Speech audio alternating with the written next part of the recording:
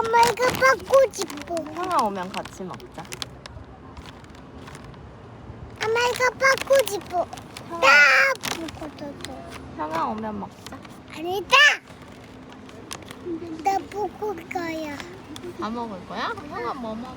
놀이터에 아이랑 같이 나갔는데 옆집 아기가 엄마 저기 개미가 있어요 라고 문장으로 말하는데 내 아이는 그저 손가락으로 가르치며 만 하고 있을 때 심장이 덜컥 내려앉잖아요. 발달센터 가야 하나? 내가 태교를 잘못했나? 미디어를 너무 많이 보여줬나? 온갖 생각이 들죠. 저도 그랬거든요. 지금 6살, 3살 두 아들을 키우고 있는데 저희 첫째가 딱 그랬어요. 24개월이 됐는데도 엄마, 아빠, 물 같은 단어로만 말을 하고 전혀 문장으로 말을 못하는 거예요. 뭐 사오라 그럴 거야? 우야. 우유랑 또 뭐 사오라 그럴 거야? 우야. 우유만 사오면 돼? 다른 건? 마마. 답답한 마음에 센터 예약을 해야 되나 병원에 가볼까 고민을 했는데 결국은 가지 않았습니다. 그냥 집에서 이것저것 해줬는데 그때 당시에는 이런 것들이 진짜 도움이 될까 생각했는데 지나고 보니 확실히 도움이 되더라고요. 집에서 한 이 놀이대화법 3개로 센터 도움 없이 문장으로 말문이 터졌습니다. 반면 둘째는요. 지금 24개월인데 벌써 엄마 물 더 주세요 라고 정확하게 자기 의사를 문장으로 표현합니다. 먹어봐요. 밥도 다요. 첫째 때의 시행착오를 거쳐 완성된 말트이는 놀이법을 둘째에게 더 자연스럽게 적용했거든요. 오늘 영상에서는 돈 한 푼 안 들이고 집에서 바로 실천할 수 있는 그런데 효과는 2배인 말트이는 기적의 놀이법 3가지를 구체적인 사례와 함께 전부 알려드릴게요. 이 영상 끝까지 보시면 오늘 당장 아이의 눈빛이 달라지는 걸 경험하실 거예요. 첫 번째 비법은 블라블라 생중계 방송놀이인데요. 이름만 들어도 감이 오시죠? 말 그대로 엄마가 스포츠 캐스터가 된 것처럼 아이의 행동이나 표정 등을 소리내서 말로 설명해 주는 거예요. 저는 첫째가 24개월인데도 단어만 겨우 내뱉을 때 제가 말을 많이 해주는 줄 알았거든요. 그런데 가만히 돌이켜보니 저는 아이에게 지시만 하고 있더라고요. 이거 먹어, 신발 신자, 여기 앉아. 아이가 말을 잘 못하니 길게 말하면 못 알아들을 거라 생각했어요. 그런데 이런 짧은 명령조의 말들은 아이에게 언어 자극을 주기엔 턱없이 부족하다는 걸 나중에서야 알았습니다. 눈에 보이는 것을 소리로 바꾸기가 필요하다는 걸 알았고 방식을 바꿨는데요. 아이가 하는 행동, 보는 것, 느끼는 것, 제가 대신 입 밖으로 내뱉기 시작했어요. 보통 아이가 자동차 가지고 놀고 있으면 옆에서 아, 차 예쁘네, 붕붕 하고 끝내시죠. 중계방송은 이렇게 합니다. 우리 초이가 파란색 트럭을 집었네. 바퀴가 떼굴떼굴 굴러가잖아. 언덕을 올라가요. 영차, 꽝꽝. 아이고, 트럭이 넘어져 버렸네. 어떻게 도와줘야 하지? 이렇게 하면 아이는 자기가 하고 있는 행동과 엄마가 내뱉는 단어를 실시간으로 매칭을 하게 되는데요. 뇌회로가 연결되는 거죠. 어려울 것 같죠? 정말 쉬워요.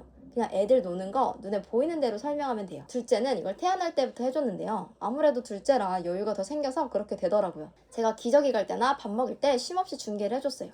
24개월인 지금 둘째가 엄마 더 주세요 라고 정확하게 말문이 트이게 된 배경에는 이 중계방송의 문장 구조가 녹아있더라고요. 두번 많이 쏟아요. 여기서 주의할 점이 하나 있는데요. 이게 뭐야? 사과라고 해봐. 사과? 이렇게 시험 치듯이 묻지 마세요. 사실 저도 첫째한테 그랬어요. 근데 아이들은 압박을 느끼면 입을 닫더라고요. 중계방송의 핵심은 비강요성인데요. 아이가 대답을 안 해도 괜찮아요. 그냥 엄마는 즐겁게 이야기하는 거예요. 물렁물렁, 말캉말캉 등 의상어와 의태어를 많이 섞어주세요. 계단 올라가자 하지 말고 계단을 한 칸, 두 칸, 영차, 쿵쾅쿵쾅 올라가네. 소리가 재밌어야 아이들이 엄마의 소리를 더 잘 듣습니다. 오늘 당장 아이가 블럭 하나 쌓을 때 빨간색 블럭 조심조심 올렸네. 와, 정말 높다. 라고 딱 30초만이라도 길게 이야기해보세요. 아이가 더 흥미있게 말을 듣고 있는 모습을 보실 수 있으실 거예요. 두 번째 방법은 의도적 기다림과 선택지 놀이인데요. 첫 번째 방법이 중계방송으로 아이의 귀를 열어줬다면 이제 아이의 입을 열 차례입니다. 그런데 여기서 정말 많은 엄마들이 빠지는 함정이 있어요. 바로 엄마가 아이가 말하지 않았는데도 마음을 읽어주는 독심술사가 되는 건데요. 저도 첫째 때 그랬어요. 첫째가 손가락 까딱하거나 눈빛만 보내도 물 여기 있어. 이거 줄까? 하고 먼저 말해줬어요. 저는 제가 아이의 마음을 잘 읽는 100점 엄마인 줄 알았거든요. 그런데 아니었어요. 첫째 아이 입장에서는 굳이 말을 할 필요성이 전혀 없었던 거죠. 배고프기 전에 밥이 나오고 목마르기 전에 물이 오는데 왜 힘들게 말을 배우겠어요. 그래서 제가 첫째 24개월 때부터 시작한 게 바로 의도적 기다림인데요. 방법은 아주 간단해요. 아이가 뭔가 원할 때 바로 주지 않고 딱 3초만 아이의 눈을 보며 기다리는 거예요. 예를 들어 볼게요. 아이가 물을 마시고 싶어 할 때 있잖아요. 아이가 컵을 가리키며 하고 하고 소리를 냅니다. 그럼 보통 엄마들은 바로 주지만 응? 우리 초이 뭘 원해? 라고 말하면서 아이의 눈을 쳐다보면서 1, 2, 3 기다려보는 거예요. 그러면 아이들이 답답해서 소리를 냅니다. 물! 그때 엄마는 폭풍 리액션을 해줘야 되는데요. 물 주세요 했구나. 여기 시원한 물 있어. 이렇게 말해줘야 3초 사이에 아이의 뇌는 풀 가동하기 시작합니다. 엄마가 왜 안 주지? 내가 뭐라고 소리를 내야 하지? 하고 고민을 하게 되는 거죠. 그런데 무작정 기다리기만 하면 아이는 짜증이 나서 울어버릴 수도 있어요. 그때 필요한 게 바로 선택지 놀이인데요. 저희 둘째가 24개월 되기도 전에 문장을 말하게 된 핵심 비결입니다. 아직 문장이 안 된 아이에게 뭐 먹을래? 같은 개방형 질문은 너무 어려울 수 있어요. 대신 이거야? 저거야? A야? B야? 라고 범위를 좁혀주는 거예요. 아이가 배고파할 때 귤이랑 사과를 양손에 들고 보여주면서 귤 먹을까? 아니면 사과 먹을까? 귤? 사과? 이렇게 말하는 거죠. 그러면 아이는 사과를 가리키며 사과라고 말할 거예요. 사과. 맞았어. 사과가 먹고 싶으면 사과 주세요. 라고 말하면 돼. 그냥 말해봐 하면 못하던 아이들이 엄마가 준 A, B 선택지 안에서는 훨씬 쉽게 단어를 골라 뱉어냅니다. 저희 둘째는 이 과정을 하도 반복하니까 이제는 제가 묻기도 전에 엄마 사과 말고 귤 주세요 라고 자기 의사를 정확하게 문장으로 응용해서 말을 하더라고요. 처음에는 아이가 대답 안 하고 짜증을 낼 수 있어요. 괜찮아요. 그럼 엄마가 귤이구나 하고 바로 주시면 돼요. 중요한 건 아이가 소리낼 기회를 엄마가 뺏지 않는 것 그 자체니까요. 둘째들이 사실 말이 빠르다고 하잖아요. 약간 첫째 볼 겨를도 없어서 둘째의 대답을 자연스레 기다리게 되는 것 같더라고요. 말이 늦게 터졌던 첫째도 이 기다려주기를 시작하고 한 달 정도부터 단어가 폭발적으로 늘었어요. 여러분도 오늘 아이가 간식을 찾을 때 장난감 고를 때 꼭 2가지 선택지를 보여주며 3초만 기다려보세요. 세 번째 방법은 바로 감정 매칭 놀이인데요. 여러분, 말이 안 트인 아이들이 가장 많이 하는 행동이 뭔지 아세요? 바로 짜증과 울음입니다. 첫째가 24개월 무렵에 정말 심했어요. 자기가 블록을 쌓다가 무너지면 소리를 지르고 난리가 납니다. 엄마 봐봐. 그때 저는 왜 울어? 울지 말고 말로 해 라고 다그쳤는데요. 지나고 보니 아이는 무슨 말을 해야 할지 몰라서 더 자지러지게 우는 거였더라고요. 저는 이걸 나중에서야 알게 됐습니다. 아이는 자신의 감정이 화남인지 슬픔인지 답답함인지 몰라요. 그 실체 없는 답답함을 엄마가 언어로 정의해주는 것이 바로 이 놀이의 핵심인데요.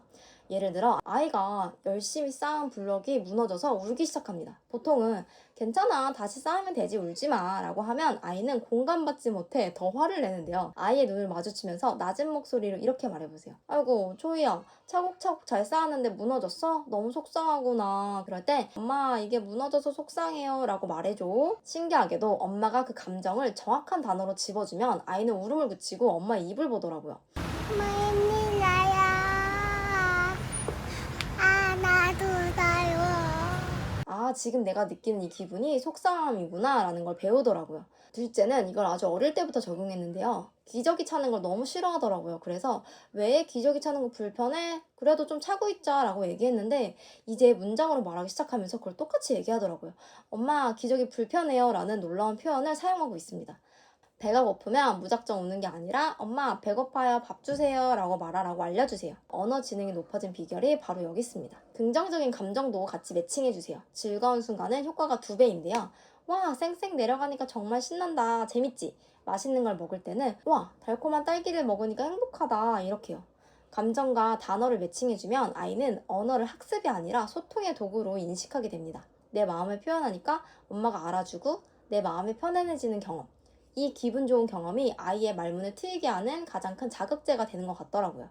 오늘 아이가 짜증낼 때 울지마 대신 우리 초이 마음이 이랬구나 라고 그 감정에 이름을 붙여보세요. 그 단어 하나가 아이의 입술을 떼게 만드는 첫걸음이 될 거예요. 오늘 말씀드린 3가지 기억하시나요?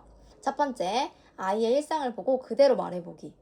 두 번째, A 할래, B 할래. 선택지를 주고 3초만 기다려주기. 세 번째, 아이의 감정에 언어라는 이름을 붙여주기. 이 3가지는 돈이 하나도 들지 않습니다. 하지만 그 효과는 어떤 비싼 교구나 수업보다 강력한데요. 첫째 때 느릿느릿 말문이 터졌던 경험, 그리고 둘째 때는 빠르게 말문이 터진 경험을 비교해보니 확신이 생기더라고요. 언어 발달의 핵심은 부모와의 일상 대화법에 있다는 걸 말이에요. 지금 아이가 너무 늦었다고 걱정만 하지 마세요. 물론 저도 저희 첫째가 말이 느렸을 때 하루하루 걱정하고 언어 지연, 발달 지연, 언어 트이는 법, 말문 트이는 법 인터넷으로 찾아보고 마음 졸이고 했기에 그 마음을 잘 압니다. 그런데 아이마다 자기만의 속도가 있더라고요. 여러분이 오늘부터 이 놀이법을 하나씩 실천하신다면 어느 날 갑자기 아이가 엄마, 물 주세요 라고 말하는 기적 같은 순간을 곧 맞이하실 거예요. 오늘 영상 도움 되셨나요? 사실 아이 키우다 보면 언어 말고도 챙길 게 정말 많습니다. 앞으로 이 채널에서는 제가 직접 6살, 3살 두 아들을 키우며 수많은 시행착오를 겪고 실제로 효과를 봤던 꿀팁들을 가감없이 공유해드릴 예정입니다. 아들들 경력직 맘에 창의력 놀이, 아이들을 찐으로 잘 먹는 내돈내산 건강 간식들, 그리고 엄마 아빠의 멘탈 관리법까지요. 지금 바로 구독과 알림 설정 눌러주세요. 구독해주시면 우리 아이의 소중한 성장 단계마다 꼭 필요한 가이드 놓치지 않고 받아보실 수 있으실 거예요. 여러분의 구독이 육아에 지친 저에게 더 좋은 콘텐츠를 만드는데 큰 파이팅이 됩니다. 오늘도 육아하시느라 정말 고생 많으셨고요. 여러분은 이미 좋은 엄마 아빠입니다. 다음에 더 유익한 영상으로 찾아올게요.